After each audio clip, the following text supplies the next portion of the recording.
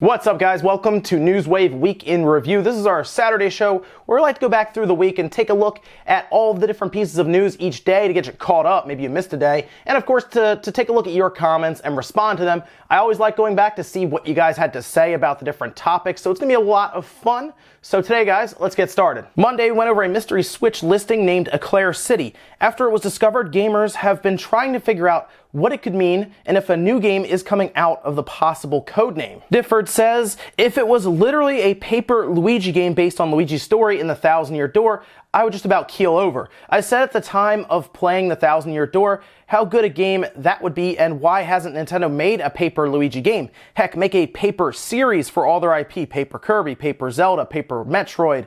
While we're on game series, please give us Maker games too. Legend of Zelda Maker, Metroid Maker, Kirby Maker. You know, at this point, I would love to see something in the paper series. Like you're saying, it doesn't necessarily need to be a Paper Mario.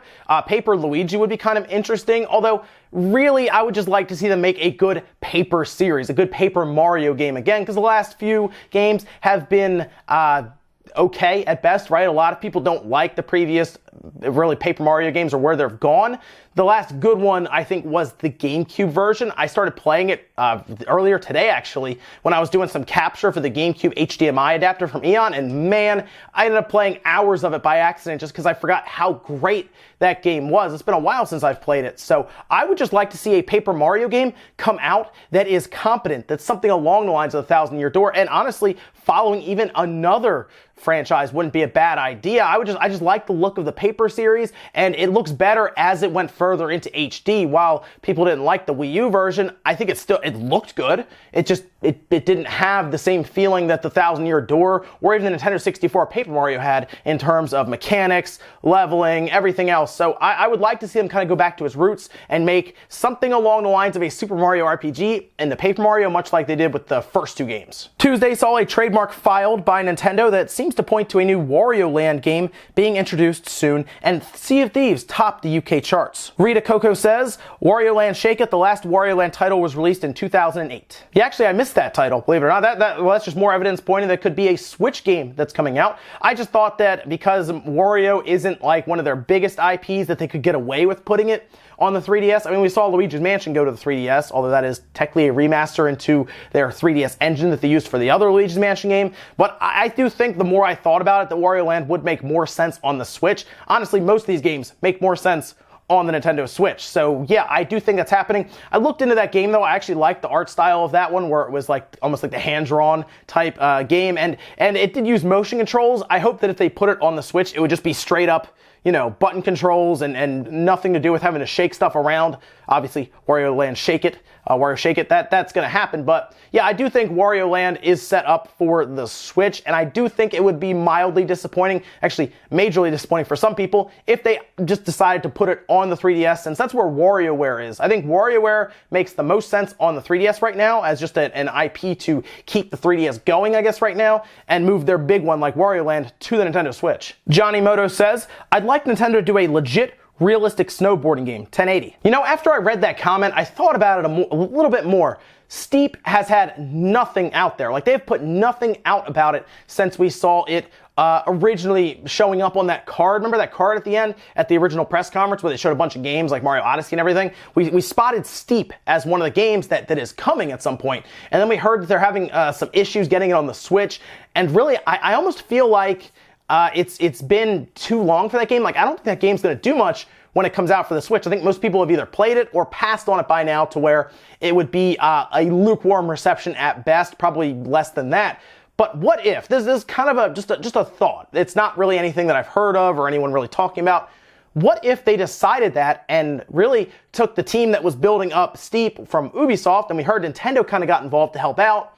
What if they decided to move to building a snowboarding game like 1080 instead, and maybe some of the Steep mechanics are added in there, and they're building this really cool 1080 snowboarding game, and that kind of lines up with the trademark filing that we saw earlier this year, where it was 1080 snowboarding. What if that happens? What if they move Steep to that? That would be awesome. Like, put it under the 1080 name and they kind of scrap it and then rebuild it into that. That would get people excited. I'd be all about 1080 snowboarding coming back and just using some of the team that built up Steep to help Nintendo build a really good snowboarding game. That would be an awesome awesome surprise announcement at E3. In fact, I hope that's the case. I hope we see 1080 snowboarding and we don't really hear anything about steep anymore, and that just kind of fades into the background. But let me know what you guys think there. Steep or 1080 snowboarding? Wednesday, we talked about a new studio being opened by Square Enix called Luminous Productions. This studio is being overseen by Hajime Tabata in Tokyo, Japan.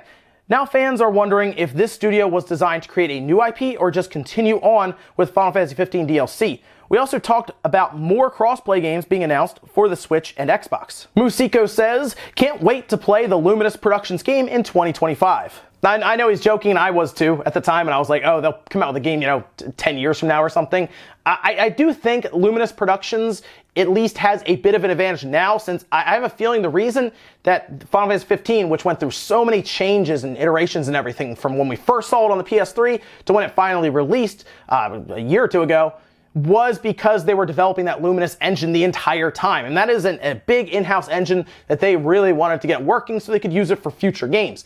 Right now, I think because the engine has matured and it's done and ready to be built into games, I think they have the experience and the know-how with that engine to make games faster. They've already told us that. They've already told us that they want to keep using that engine because they spent a small fortune developing it. They definitely want to get another game out that is using the Luminous engine. They might also eventually want to maybe kind of license that engine out to other developers so they can use it for games also. So that's generally why they may have built that. But the growing pains for that engine have already been, I guess, experienced right now with Final Fantasy 15. So the hope is this division was built to use the Luminous engine now that it's matured and done, and their games will take much less time, like 3 or 4 years, as opposed to 10 years. Joshua Rin says, there's going to be more than just crossplay going on between Nintendo and Microsoft soon. Recent comments from Microsoft regarding multiple devices for playing Xbox brand games goes deeper than many think. I'm guessing E3 is going to be a breakthrough for this new friendship between these two giants. I keep hearing this, and this is why a lot of people who were really excited about the Xbox brand, who are really on board with it, have kind of jumped ship, because it sounds like Microsoft sees their Xbox division as simply a device that they can put their operating system on, and that it holds as much weight as something like their Windows 10 platforms on PC. That's why the games are going back and forth. Any game that's first party and available on the Xbox appears to be first party and available on the PC. The big one that's going to be, I guess, the straw that breaks the camel's back is when Halo 6 is also announced for the PC. That's the one game that has not made that jump as of yet, completely, right? Like Halo 5, you buy an Xbox to play Halo 5. You can do Forge on the PC, but if you want that full competitive experience online, you're getting an Xbox, and that's the way it is. So when Halo 6 gets announced, which I expect at this E3, and they say you can get it on the PC, there's not a ton left on the Xbox that's worth getting an Xbox over a PC for, other than maybe the pricing. An Xbox One X, very competitive with pricing. Now, people are concerned that Game Pass may eventually show up on other devices. People are saying it might show up on something like the PlayStation, on something like Nintendo. But here's the thing. I don't really know why Nintendo or PlayStation would want Game Pass on their systems, because that is a fee that goes to Microsoft and not them. So they would essentially be helping Microsoft out. And as much as Microsoft is playing nice right now with Nintendo and Sony and Nintendo are more used to the cutthroat days of console gaming and competition. Sony is showing that a lot right now with their response to crossplay. Now, Nintendo is a little better about it because, of course, if you're on the bottom with Microsoft and Sony's way up there, despite obviously Nintendo selling a lot, you're going to play nice with the other person that's not on the podium with Sony. So they're kind of playing nice, but that cutthroat nature, that knife in the back is still there from really Nintendo and Sony, and I don't think they would want Game Pass on their devices. Doesn't make sense, because to do that, you're giving money to the competition. So I don't know why they would want Game Pass there. Look more for Game Pass to start showing up on the computer like it kind of already is, right? Maybe cheaper devices that Microsoft puts out. They don't really need the Xbox to sell as much if they can get Game Pass off and running, but I do think crossplay will continue between Nintendo and Microsoft because they left that door open. Indie developers are using it now, so you might see bigger third parties that put the game on either one to also be using it, and Sony is just going to continue on until maybe next generation when things could even out. Just because Sony sold a lot of PlayStation 4s this generation doesn't mean the PS5 will necessarily do as well if the other two are really competing with them. Thursday, we went over the announcement that Dragon Quest XI is finally making its Western debut this September on the PC and PS4. It seems Square is leaving the 3DS version in Japan, and the Switch version still needs a lot of work and will be coming much later.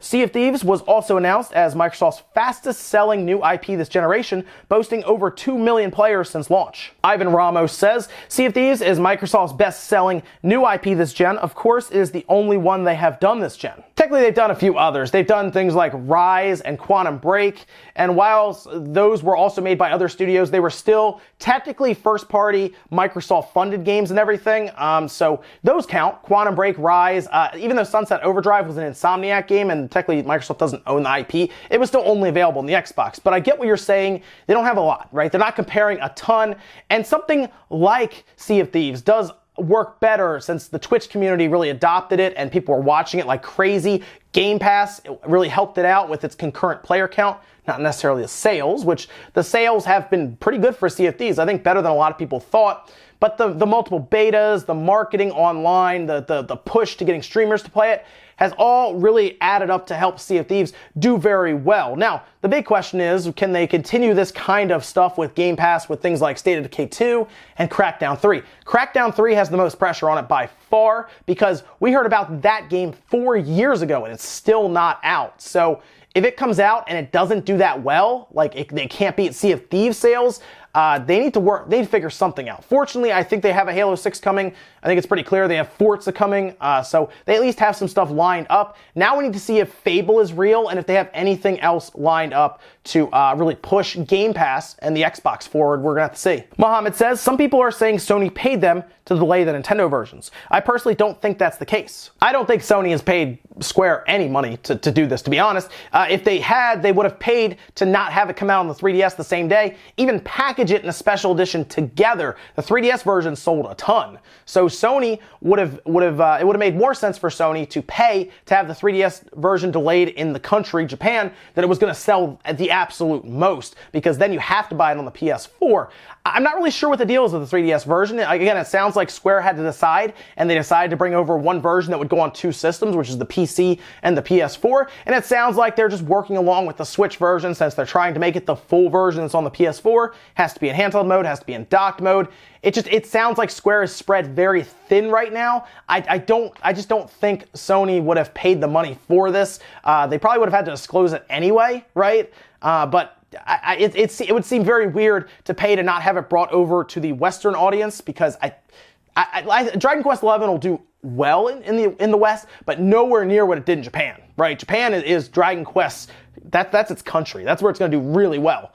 So I don't know why Sony would have been so happy and nice about the 3DS and the PS4 version coming in a special edition and both of them launching at the same time and everything there, and then pay some money to try to, I guess, cut the 3DS version down in a country where it's not as well received. It just doesn't make a lot of sense financially or from a business standpoint, but I do understand there is always that conspiracy theory when it comes to Sony paying off, you know, these companies to not bring these games over at times for Nintendo systems, but I just don't really see why it would make much sense to do that. Finally, on Friday, we took a look at tests that seem to point to the Nintendo Switch not being within USB-C compliance, and when attached to dock, does weird things with power draw that could explain why third-party docks are breaking systems. No Man's Sky also appears set to release on the Xbox One, alongside a large update dubbed Next. Ginga Tyson says, that's great news. No Man's Sky is a very different game now than when it was first released. See, I keep hearing that, and I will give it a look on the Xbox. I really haven't gone back to it much since it first released, because honestly, that first impression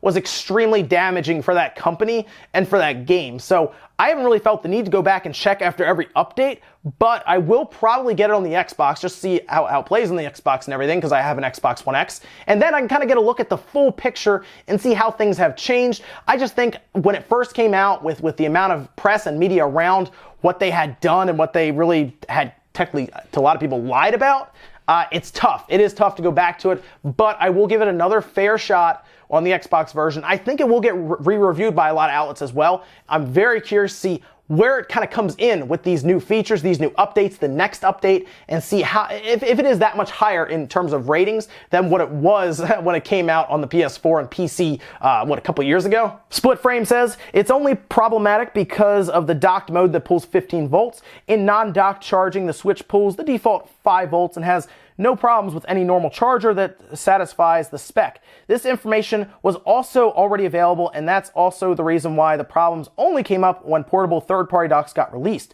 I wonder if these Switch docks are even licensed by Nintendo. Nintendo is at no fault whatsoever here. The problem are the unreliable USB-C specification, regulation, and symbolization. Nintendo is at fault, however, for not providing a way to back up our saves and for not licensing out their dock. So there's blame to put everywhere. Nintendo does need a way to back up their saves. That's clear. No one's going to really dispute that at this point. Whether it's a local backup or cloud saves, I think they should have both. That way, the ability to back up your saves is not behind a paywall because, of course, you have to pay for cloud saves with everyone else, so you're going to pay with Nintendo. And I would just like to see a local way to back up your saves, even if it's just imaging the entire system like the PS4 does, to like a flash drive or to an external hard drive. That's something I would like to see. I think most people want that. The whole thing with the dock situation is weird. They don't want to license out their dock because, of course, they want to sell you their dock, but too many of these docks are getting thrown around right now where people are buying them and damaging their Switch. The people who are buying these regularly, like parents, they're not in the know like a lot of people will be, a lot of gamers. So to see this happen, it's kind of a shame. A lot of Switches will be bricked going forward because people just won't know any better at this point, and it's going to be tough going forward to see what happens. Ladies and gentlemen, that's going to do it for our Newswave Weekend Review. If you enjoyed this video, guys, hit the like button. It really helps out. If not, hit the dislike. Leave a bunch of comments down below about everything we talked about today, whether it's the Switch and the bricking that's happening with docks. Are you looking forward to Nintendo hopefully giving us some way to back up saves? I know I am. I think a lot of people are. And are you concerned about your Switch at this point? Because it seems like every dock out there other than the Nintendo one is out to get you, and a lot of people now are scared just to charge the thing. I think you're okay with Nintendo's branded adapter. I don't even think battery banks are going to damage it because the Switch seems to do weird stuff when it's placed on the dock specifically and not really with battery banks or charging cables. That's why we haven't heard about all these Switches getting bricked until very recently. This update seemed to kind of accelerate things, and of course third-party docks seem to kind of do the same thing. What do you think about the Wario Land trademarks, about 1080p snowboarding, or 1080 snowboarding, I should say, coming to the Switch? A lot of cool things to talk about, guys. Thank you so much for watching. Make sure you check out tonight when we do the Spawncast, 9 p.m. Eastern Time. We're going to have a lot of fun, and I'll see you guys there.